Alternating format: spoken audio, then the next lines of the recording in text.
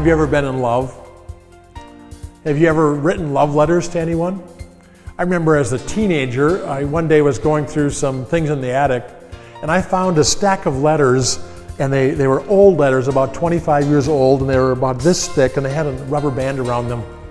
And I noticed that they were from my father, but they were written to my mother before they were married. You know what they were? They were love letters. As a young man, I decided to open them up and take a look.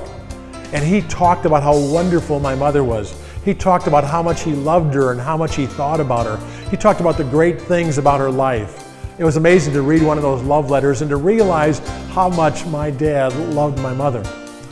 You know what? God loves you, and you're to love God. Have you ever written God a love letter?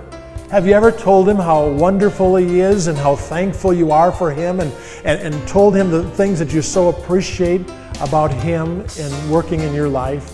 This week you're invited to write a letter to God, thanking him for this 40-day spiritual journey, thanking him for the things that you are so grateful for about God's provisions in your life. I hope you did that. If you didn't do that, I certainly invite you to take a few moments and even do it right now.